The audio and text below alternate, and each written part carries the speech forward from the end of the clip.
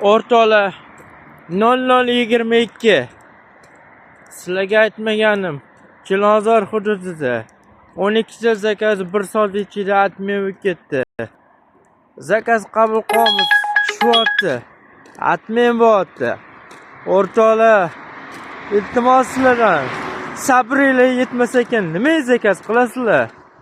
Qo'pol bo'lsam aytaman. Yashnobod, Texnomart, Mirzo Ulug'bek Qorasuvlarda odamlar kutib o'tiribdi. Borsak, shiraslam bitta gap gapiradi. Aka dedi, peshkomisiz dedi. Yo bo'lsam avariyalar bo'lyapti. Boya soat taxminan 20:50 da avariya bo'lgan. Mustaqillik maydonida. Trekkerni skuter urib yuborgan, odam ham skuter urib yuborgan.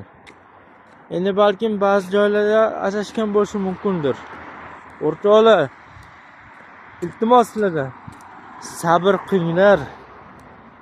Agar kartadan zakaz qilganlaringda o'rtoqlar, qo'pol bo'lsa men qog'ozga o'ringman. Masal nima deydi, ochiq oydin aytadigan odamman.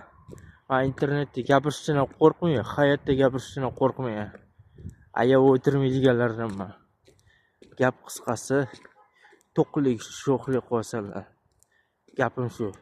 Kommentariyada so'ku yozmanglar. So'ku yozsanglar aytib qo'ying. Jarimani doddasi qo'llaniladi.